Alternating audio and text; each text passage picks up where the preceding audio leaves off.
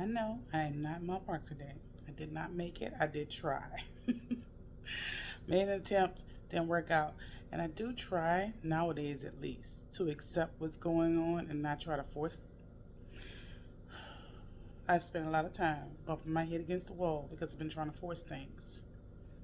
And I know at this particular point in time, I want to not start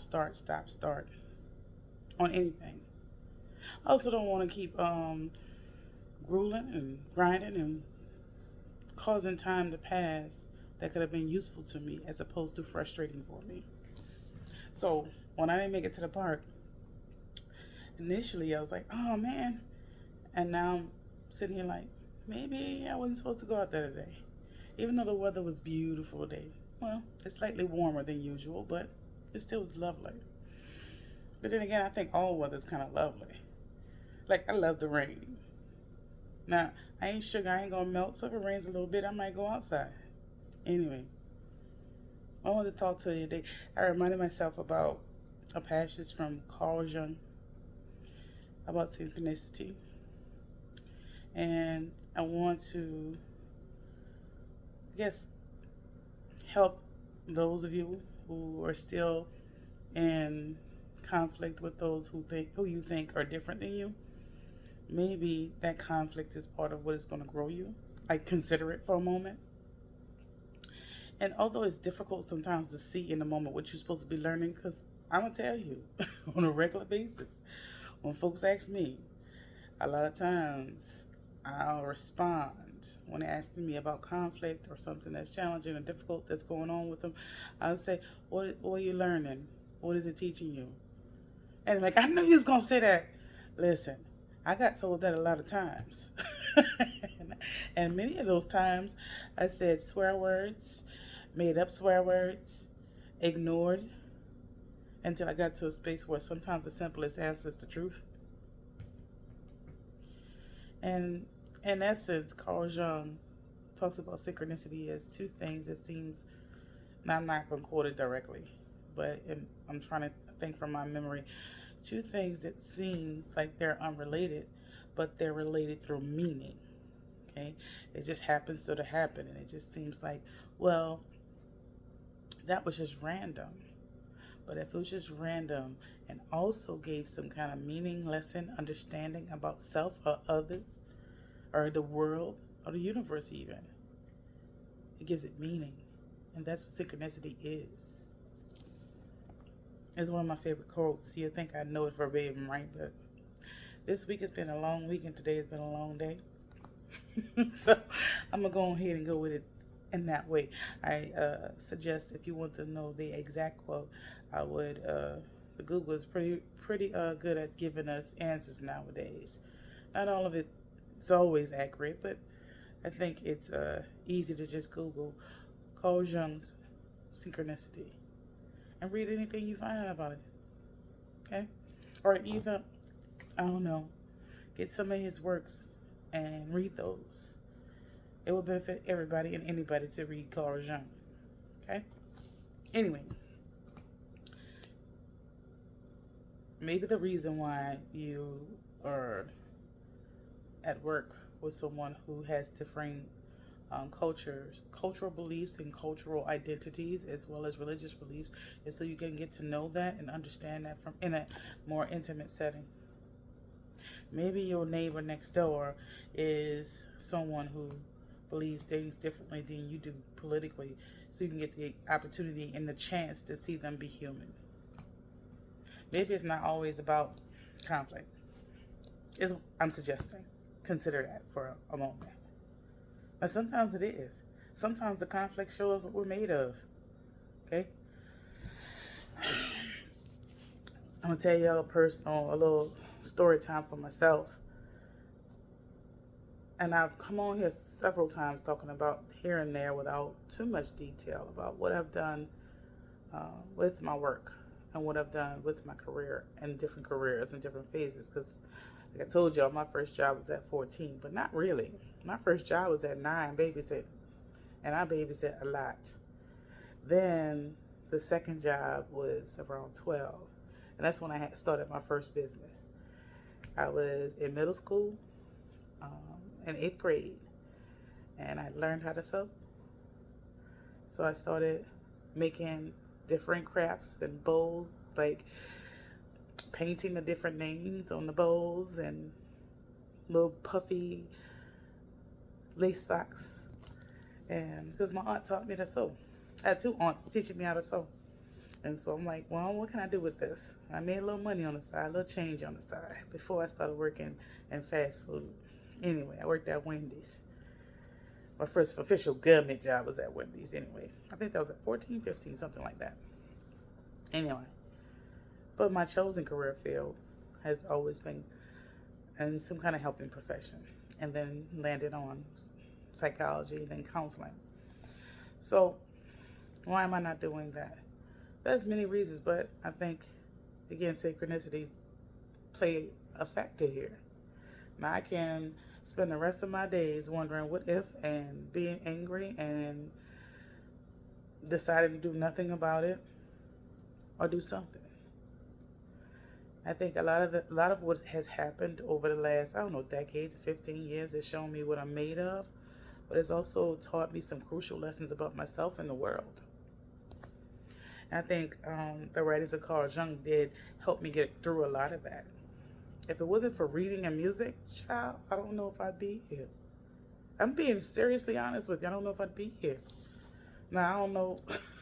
Your guess is as good as mine. What could take me out? Because I'm telling you, with the different things that has happened in my life, I thought I was done. And I'm like, what? Am I still here? What you want? That's a story for another day. Anyway, I'm just like, there's so many days where I literally woke up and just knew that was it. And woke up, was like, I can't believe this. One of those days, I know y'all side straight. One of those days, I had surgery, and the surgery did not go well. And it was like a ruptured gallbladder. It did not go well. An emergency surgery, and so they ended up having to split me open two ways this Sunday, in ways that they had not anticipated. I woke up in so much pain, just screaming. I'm like, I knew when I was under, I was out of here. I knew. So when I woke up, imagine my surprise when I woke up. I'm like, I'm in a hospital room. That's not where I was just at. I know he lying. You might think, oh, weren't you relieved? Child, life was hard up until that point, as much as I didn't want to leave. My babies, between pain, emotional, spiritual, and physical pain that I experienced up to that point in my life, I was okay. I had to let go. So I had that feeling of, I would never tell my children, they probably see it now that they're grown, but I had a feeling of deep sadness and disappointment. Plus the pain that woke me up. Anyway. But even in that moment, after I got over myself eventually, I'm like, okay, so I'm supposed to do something. I don't know what the something is. I got to figure this out. And when I had my mind fixed on what the something I was supposed to do, the things I've learned over life, I got to doing it, had plans and all these things, laying foundational groundwork, only for me to have it stripped from me. You might say, well, I asked myself, and you might say, what was your contribution today? I asked myself that many a times. I think sometimes I spoke when I maybe should have been silent, and I'm still not certain of that. Or maybe the way I spoke was a bit harsher than people anticipate. But for us, me being qualified and ready and able to do the job, yeah.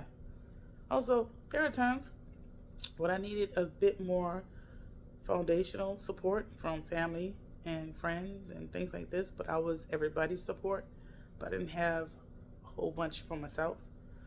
So I was consistently and constantly stressed. And I think it showed, not in the way that I treated my clients, but in the way that I just operated on a regular basis, and I think that unnerved people too. I've thought about this a lot, but I also play, put responsibility where it goes, and say, you know what? I dealt with a lot of people who did a lot of unscrupulous stuff, but they're humans. Now, is it my hope that someday they come clean and do what they need to do? Yep. Give me what I earned? Yep.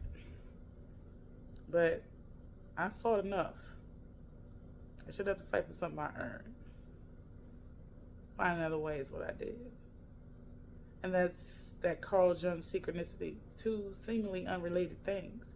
See, if you'd asked me when I was 12, I was talking to a friend about this yesterday. I mean, we were up to chickens, almost to the chickens started going cock-a-doodle-doo. Just talking and laughing and having a great time. And I'm just like, you know, sis, I couldn't tell you how I landed where I am now. Because this is not what was in the plan. My plan. But if I hadn't gone to school, if I hadn't gone to those different churches that I've talked to y'all about, different, and sat in on different religious ceremonies from Muslim to Christian to Baptist to Jehovah's Witness to Jewish, if I hadn't done those things, if I hadn't gone to Rome and just really sucked in and absorbed a lot of the ancient Catholicism and all these things, if I had not done those things, plus having to go through the crucial battle for my license. Yeah, I won the battle, but I was too tired to continue to go. Once I won, they still wanted to do more stuff.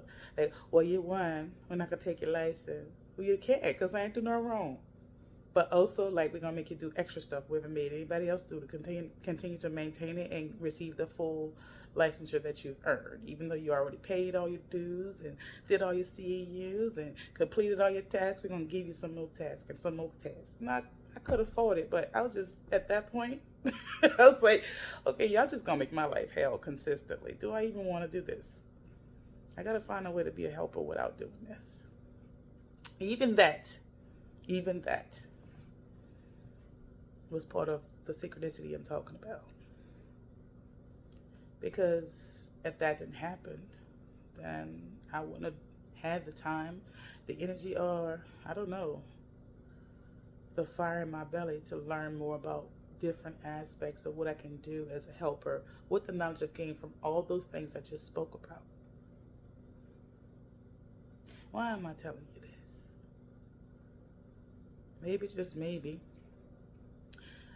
retrace your steps. Up until now, when you have moments where you're unsure, you have moments where you have conflict within yourself or with others, retrace your steps. See where before led to here. See the synchronicities and see what lessons you did learn, so we can maybe have an opportunity to be grateful for some of that, especially if you pass them, right? And then see what you didn't, see what you missed.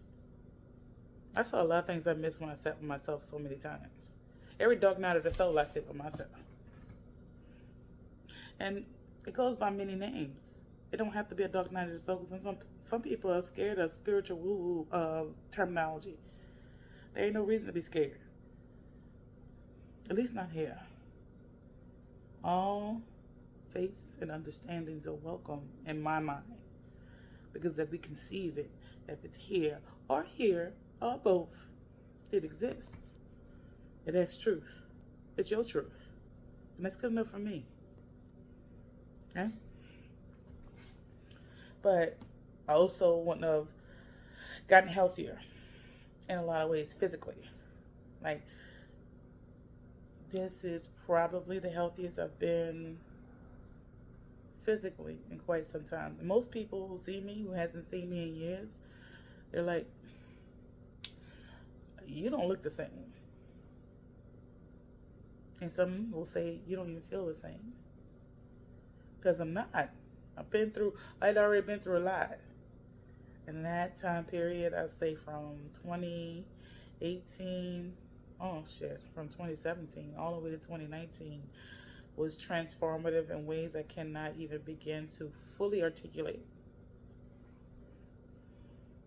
And if I sit here and tell you that I'm grateful for all of it, I would not be telling you the truth. Some of it was some BS. Till to this day, I still feel like some of it was some BS. Am I understanding that it was necessary to formulate and form the me that is now? Yes. That don't mean I'm sitting here like, well, I'm glad I went through that. I am not glad I went through that. Some of it, I'm not glad I went through some of it because I don't know about y'all. There are moments in life, especially those of you that can understand this. You've been through a lot of things, and then you're like, I worked really hard so I could save myself from going through more hurt, pain, and turmoil and having to struggle. And then to have to struggle after you've earned the right not to, that is not something you welcome. Really, I'll speak for myself. My apologies. That is not something I welcomed. And it's not something I welcome now. So it's like, I don't welcome struggle. I don't welcome pain. I don't look at it as a badge of honor or courage. Now, do I accept it once it is occurring and try to do my best to get through it? Yes. But I'm never going to advise you, tell you, or preach to you in any way that says to you or signals to you that suffering is good, that we are meant to suffer. Okay? Now, caveat, some suffering strengthens you. Okay? So some suffering happens for you. Doesn't mean you have to feel good about it. I was telling one of my students, I think it was a week ago, something like this. He's like, we were talking about the topic of suffering. And I always bring it back to synchronicity or something like that, or help a person through. If I'm having that type of conversation, let me help you through it by helping you understand grace for yourself, grace for the world, grace for what's in it. But I try my best not to give out platitudes because those can be upsetting. However, I'm a firm believer that some things happen for you, not to you. You just don't see it while you're living through it. Anyway, somehow we got to the space and we're discussing what is deserved and undeserved struggle or suffering.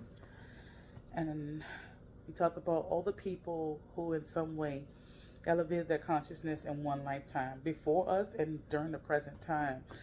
And I say sometimes we gotta think of it this way. You did deserve it. He's like, what? And for some reason I knew you was gonna say that.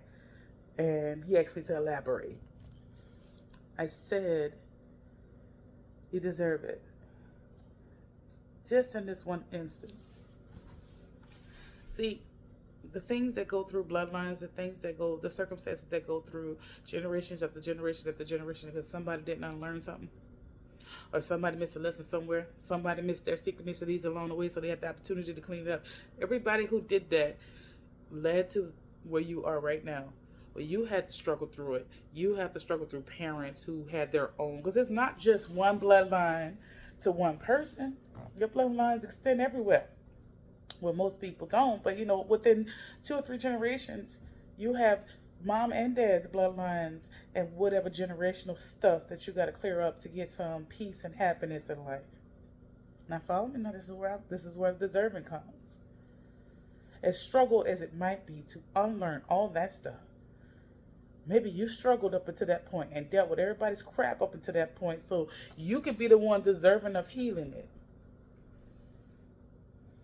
You'd be the one that earned the healing. You'd be the one that earned the peace. I'm not saying it's fair. I'm just saying that's what happened, wouldn't it? At least that's what's happening to some. They're earning the opportunity not to live in that same mess. Sometimes I'm like, I don't know about y'all. Some people did the Ancestry. Some people did the 23andMe. Some people did other things. And when I did mine, Ancestry, a long time ago, long before we had data breaches and all these things. I did it a while, years and years ago. And it came back. I wasn't all that surprised, but I was kind of surprised.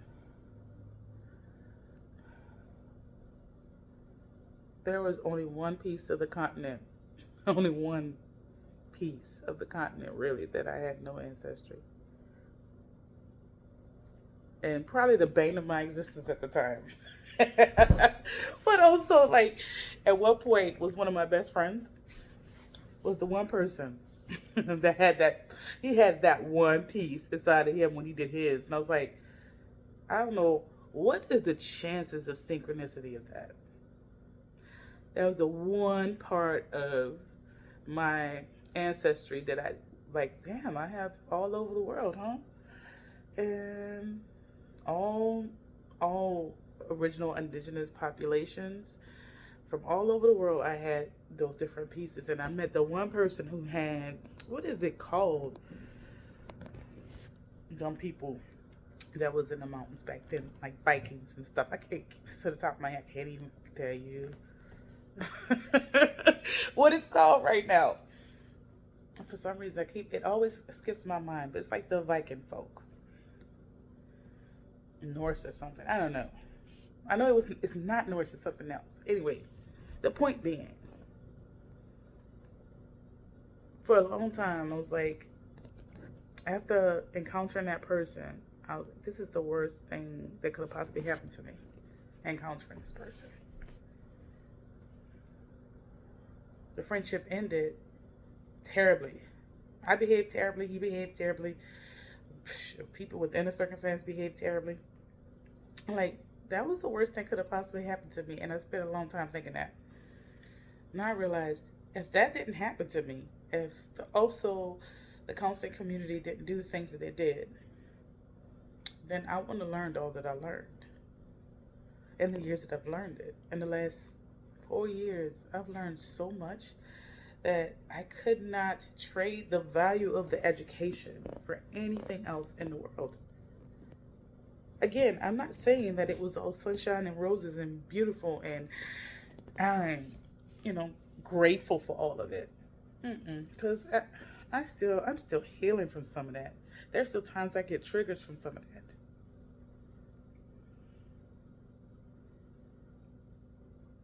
My hope is that what I learned from that education, the education up to that point in my life, I can in some way help somebody else.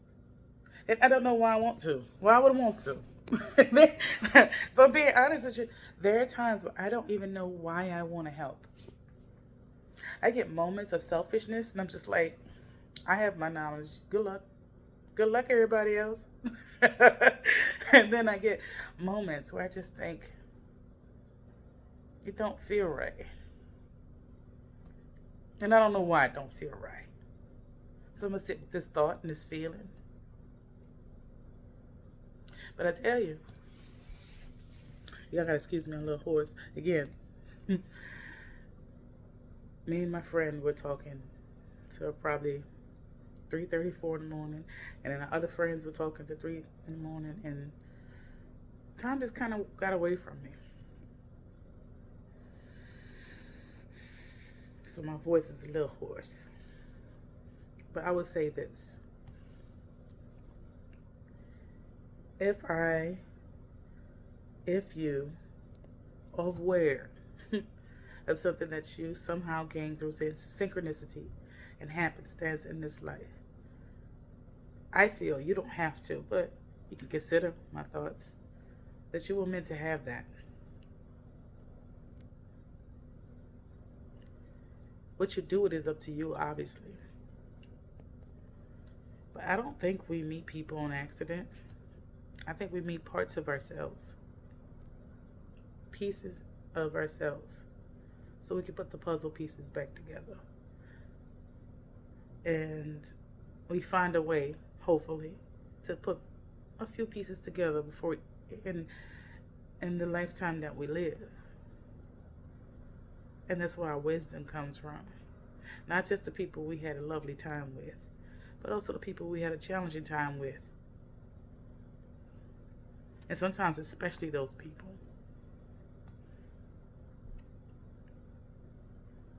The moments where I feel like I don't want to help. And I understand when you don't want to help. I understand when you don't want to keep talking. I understand when you just want to cash in and cash out. Child, Side street. Squirrel. Let me see. Every now and again, I see commercials here and there. Cause for some reason, the streaming services think it's a great idea to charge us on top of charging us. And by charging us, I mean we pay for our streaming service, but we also have to watch commercials now. What TV used to be free. What if you watch commercials? That was the cost of getting the free TV. Somebody make it make sense that we paying these people to show us commercials and how that's legal. I know this is a big old squirrel, but still, it really irritates and bothers me. Makes my bum itch. Anyway, but that's all.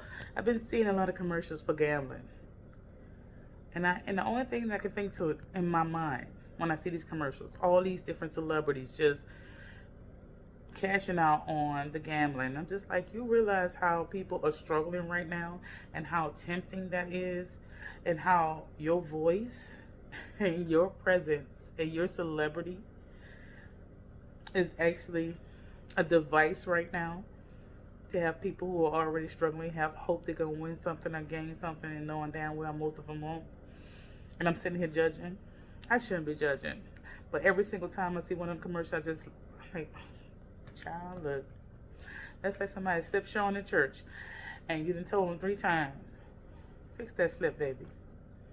And I'm just, I try really hard not to judge, but sometimes it's just, some things are just irritants and I can't help myself.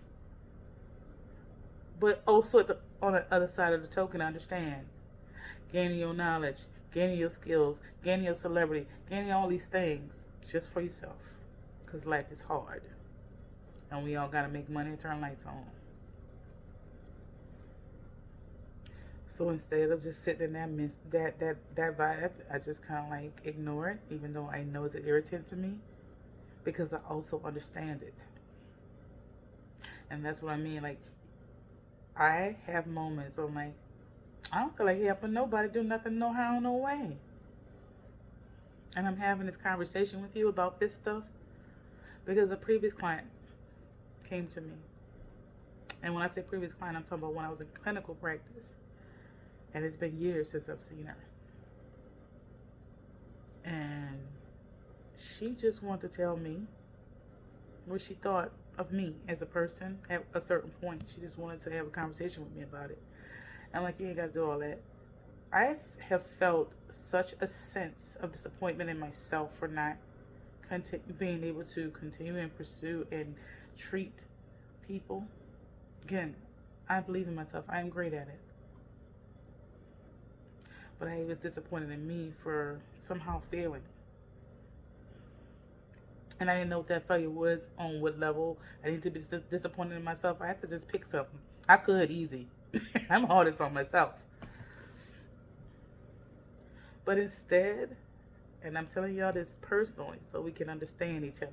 We can stand on one another. If I'm asking you to be more open and honest with your neighbors and your friends and co-workers so y'all can be more, have a little bit more sense of community and togetherness, I need to be able to do it too.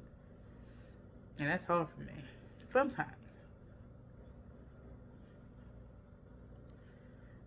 She was telling me about things I did that was outside the scope of my job that made them feel like I cared.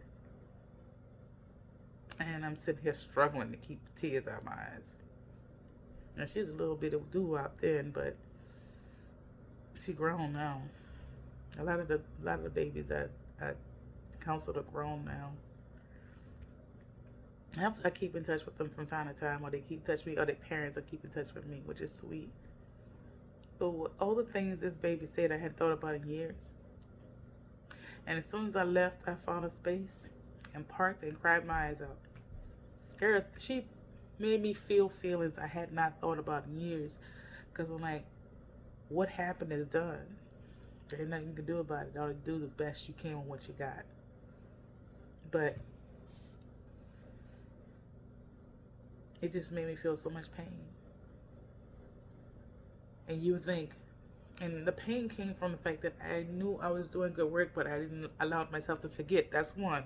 Because I had to forget to keep going. There's no way I can keep going if I stayed in that moment thinking of the what ifs. What can I do if I stay within this? And the work I can do in my community if I stay within this. I have to keep moving. But it was very hard to hear because I had to leave a special piece of me behind to keep moving. I lost a piece of myself. Or I felt like a piece of myself was stolen from me, and I didn't make them suffer because of it.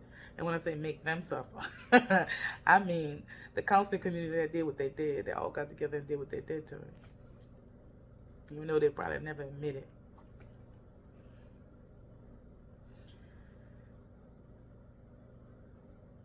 It's like, I can fight.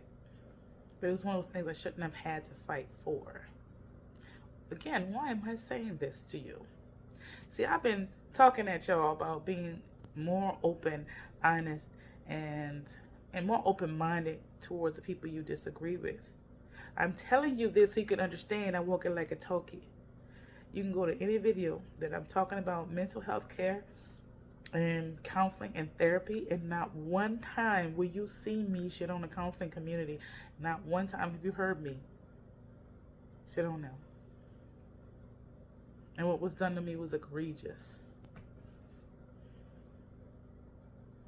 I lost almost all of my friends because almost none of them backed me up, except maybe one or two, because they were so scared of these people.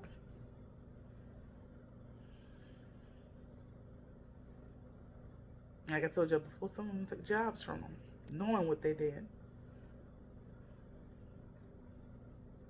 And yet, this whole time, when people come to me and ask me about mental health care and education about their diagnosis and symptoms and whether or not there's somebody in their area that can be seen, I still sit. I've still been sitting this whole time, referring them to clinicians that I knew of, including those who hurt me. I still advocate for mental health care. If somebody comes to me for spiritual knowledge or mental health education in any form, one of the first things I tell them is, I will help you find a therapist. And that is no help to me. That doesn't build anything that I have. That doesn't put no money in my pockets and don't give me no donations. But one of the first things I tell them is that I may have disagreed with what happened to me. That doesn't mean that therapy is not the best avenue we have for wellness consciously. Because the only way sometimes to get out of the mess and the muck is to help somebody. It's have somebody help you sometimes. Sit down and collect yourself. The little pieces. And see if we can put them back into some kind of order that makes sense. So you can go to these woo-woos and the spiritualists and all that all day long. And I don't knock it at all, because that would make me a hypocrite. But I am never going to advocate for that over that when we have modern day abilities and ways in which we can streamline that process to wellness and mental health. Yes, we can incorporate spiritual ideals and ideas into it if we should choose so, and if it's beneficial to the client. One of those rules that we learned back then, right? But I don't know about y'all. There's a lot of folks out here in the spiritual communities that's doing too much and not enough at the same time, and causing intentional harm. See, when you have a standard of ethics, because there's no standard of ethics, when you have a standard of ethics, no, not everybody's going to follow, but most will. When there's no standard of ethics, I would rather someone go to a counselor than go to someone who's spiritual at this time. Because even the organized, dogmatic religious organizations have some problematic issues within them. So when we can go down the art or science route for wellness, we have that option. I think that's a crucial option for us all to have. And it should be held sacred in some way. And that's my subjective opinion. It don't have to be yours. But the reason why I'm having this particular conversation with you today is so you can understand I'm walking like a talkie. I ain't asking none of y'all to do nothing I ain't already done. And my ex often tells me, I'm not you, or people are not you. They can't be like you. You're different. You're expecting you out of people. No, not necessarily. But I don't think I have anything more special than anybody else. I just been through a lot of stuff that I don't recommend anybody going through, and I hope nobody ever has to go through. But I don't think you have to go through all that stuff to be able to understand what I'm saying. Some of us, this is a lot of things have been leading up to this moment. Some of us are special by what we have to sacrifice or what we choose to sacrifice for the greater good. Now, I ain't one of those people that's gonna sit here and tell you we have to have sides between evil and good. Let somebody else do it. Everybody else doing it anyway. I don't feel like doing none of that. We all have the capacity for both within us.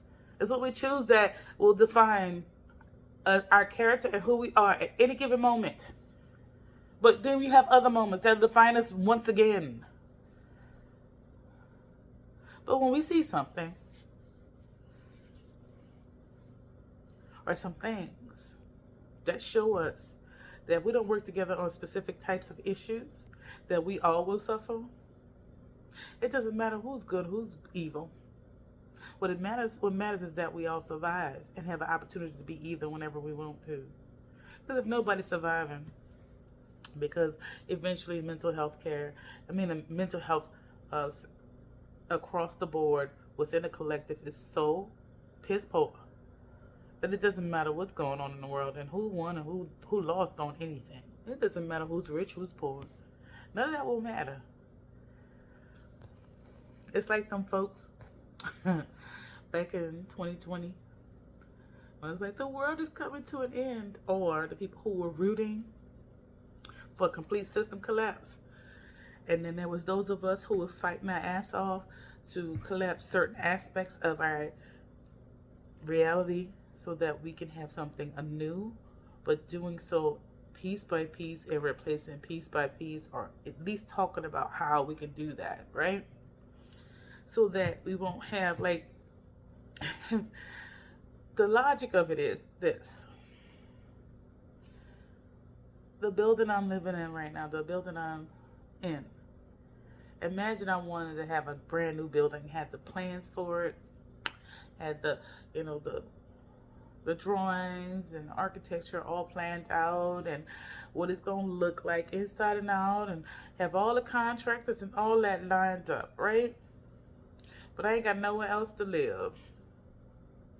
But I tell them to demolish the building and then start building. What's going to happen in the meantime while they're demolishing the building and trying to rebuild it again? You ain't going to have nowhere to live, dummy. And that's what I mean when I say, I know y'all want the system to completely collapse. You ain't trying to do this piecemeal stuff. But also, too, I don't care what nobody say. I'm not trying to poop in the woods and also fight off people who eat bear meat for fun. Them people is going to survive, and I'm not going to fight them. I also don't want to poop in the woods if I don't have to, because there's no other place to do that, because we've collapsed everything. We have no plumbing, we have no nothing, because somebody thought it would be cute to have the system collapse. Within a few weeks of maybe a month, them same people could be like, why nobody do nothing about this? You want this system to collapse. The system is collapsing, but it's rebuilding as it collapses, at least in my subjective opinion or what I am witnessing. I think there's a more fruitful way to get at the goals that we need to get at than just destroying everything. I'm not going to sit here and pretend like there were not moments where I'm just like, ended, just boom, asteroid. Now, if we just go out in a blink and I ain't got to poop in the wood and fight off people that eat bear meat, yeah, I was for it for a little bit. Because I was so tired. I was so exhausted just from life up until that point. I'm just like, I can't. I don't want to. But I do believe that at this time we do have an opportunity to straighten a lot of things through just that aspect of things. Mental health care being more of a sacred space. It don't have to be our new church, but it definitely can be our new normal. That, it's getting better, way better than when I was younger. That people who are getting assistance from mental health care are treated like they're just going to the doctor for a checkup, which is great, right? But one of the main things that disturbed me about being in the counseling field was one of the first jobs, and I've talked about this before, that you can get when you first get out of college with your master's degree in counseling or clinical social work is working for MHRs. And child, that is for the birds. We ended up working sometimes up to 70 hours a week, maybe more, even though we only get paid for 45 or 50. Why? Because we're sitting in a car in traffic. Your car is your office. And you got to travel from school to school to school, from house to house to house to see these clients. And you're exhausted sitting in traffic. You're using a whole bunch of gas. You're putting wear and tear on your car. You don't make that much. But you make it barely above minimum wage, and you still have student loans to pay off. And then when you get to the house, nobody's keeping you safe. So you walking into anything. And a lot of times this is low income families that are taking advantage of their Medicaid for. So you get into the house, you could have a lot of these children who have severe mental health issues. Not all of them, but some of them have also family members who have some of the same issues. And it's probably stuff that just passed from generation to generation to generation. And it's now passed to the children. And we're helping the children, but not necessarily the parents and stuff. There were times where my physical safety was in danger and I would ask for backup and wouldn't get it. Them same folks joined in to try to take my license. I'm like, are you serious right now? A grown-ass man tried to attack me when I was seeing my client, and I asked you for help and you didn't help me. And you did nothing about that. You didn't follow up. You didn't ask me if I was okay, nothing. That kind of stuff also needs to end.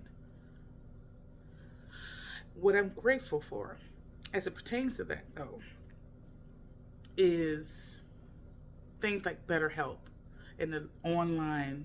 See, again, the synchronicity. So as much as some people just really hated the pandemic, I did not. I'm going to be honest with you, I ain't hate it. I like being inside. I like the streets being empty. I didn't mind things being closed. I really didn't. It didn't bother me one bit. Now, I understand some people suffer financially because of that. I'm not saying that that's not a side effect.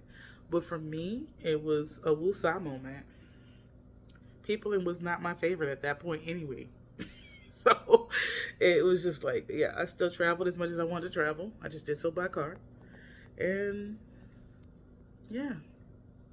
But it was just less people to have to entangle with. But I digress. We're forced to go online. Even listen, the same week COVID hit and they shut everything down, that same week I was supposed to go into my own brick and mortar office to have the charity of Steelhead and me educating people about their diagnosis and helping them find clinicians and things like this. That part was supposed to have, I had two sides for that part, and also the side that anybody who wanted to learn things woo-woo spiritual that I had learned, I wanted to be able to teach them. But also, and even in that, wearing that hat, I still do advocate for mental health care and awareness of how beneficial that is to a person regardless of their release. And I was just so excited to finally get that started. And I went in and picked up my lease so I can read it over.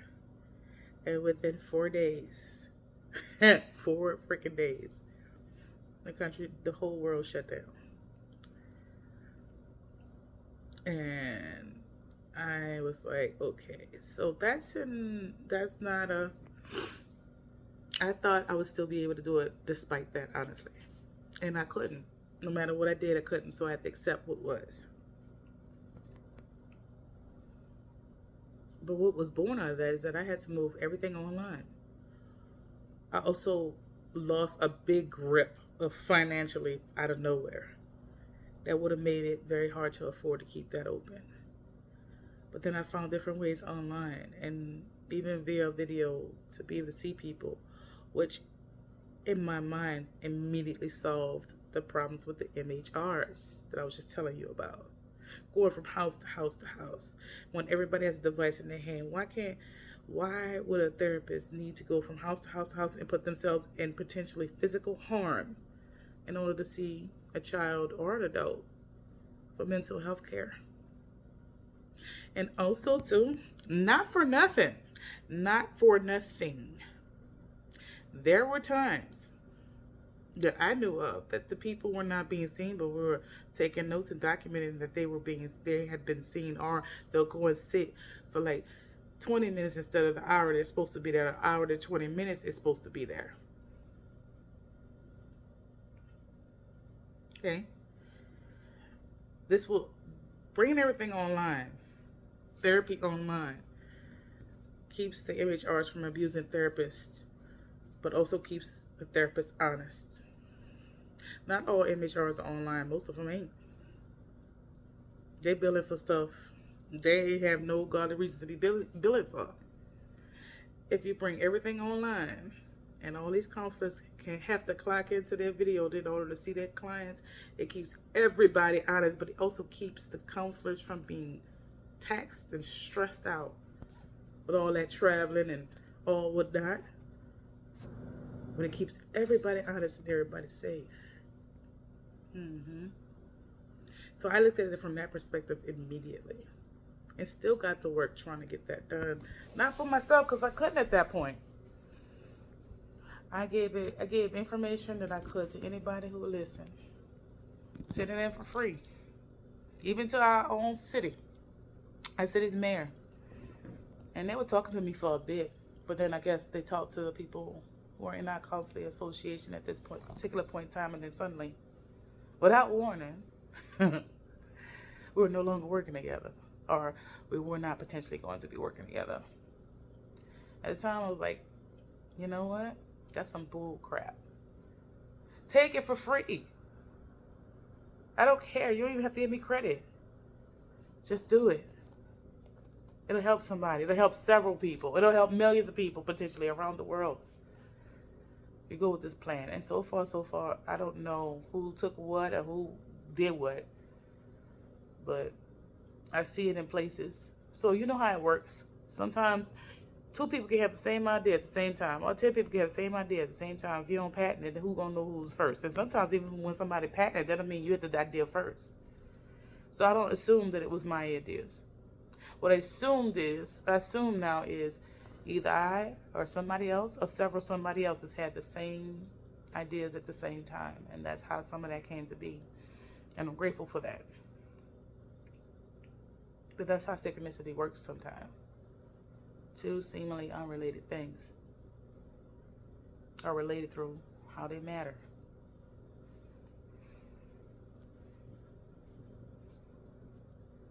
Now we can think about what I said. Everybody can think about what I've been saying today and see it from a perspective of, I could sit here and be just bitter and angry, or I could have just sat and been bitter and angry and done nothing. I just complained and complained and complained. But that wouldn't solve a damn thing. And it certainly wouldn't have used my mind and my own self-professed brilliance. I think I have it, and I'm allowed to say it about me. I got my brilliance not just from books, honey, from experience in life. If that pain that I've experienced in my life gonna mean something, it's gonna mean that I'm brilliant. Even if it's just to me.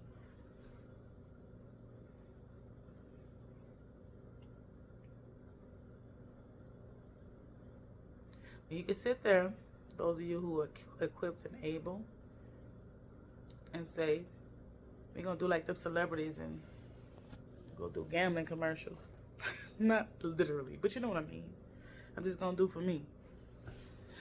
Because people, I'm going to keep on doing the silliest things they do. They'll keep on hurting themselves and each other. Yeah, they are. But some of them are willing to be led. Some of them are willing to work as a team. Some of them have the same ideas and desires about the sense of community that I do. If I exist, they do too. Because I feel like we're all connected in our own little ways. It's a choice, though. There's no wrong or right choice. I'm only talking to you because I'm tired of being by myself sometimes. With these ideas, I'm just playing with my mollas. I love these beads. My ex got them for me at one point, and a really, really low point during some of this stuff I'm talking to you about. When I say these beads have given me so much peace, I cannot tell you. And it's all, each one of them, I don't know where he got it, okay? I just know they're from some place over in Monk Country and Tibet, or I don't know. But they're all crystals, different kind of crystals. And just sitting there fiddling with these. I didn't necessarily always pray with them, you know. I would sit there and fiddle with them. And then sometimes I would talk to myself and meditate with them. And it just became a comfort to me. And, you know, I'm going to keep it forever. Anyway. I fiddle with those or anything in my hand. Sometimes when I'm talking to y'all, I'll bring something out there to the park. I usually have something in my hand when I'm talking to y'all, just to have something to fiddle with. At one point, at my desk, I had he put up some plastic little, the pop on the wrappers. I thought that was hilarious, and I popped every single one of them over time. Sorry, squirrel. Anyway. I've been asking or at least talking to you about these things ever since I've experienced that grief and that intense sadness over where I see the trajectory of our future going. And it's like, some of it's selfish, At one point when I became angry, because grief has many layers, so I'd be damned if I went through all of that so that we can all fall. I ain't the only one that been through some stuff, I know, but personally to me, it pissed me off. Because see, synchronicity and meaning leads to purpose. And I'm not wasting my time.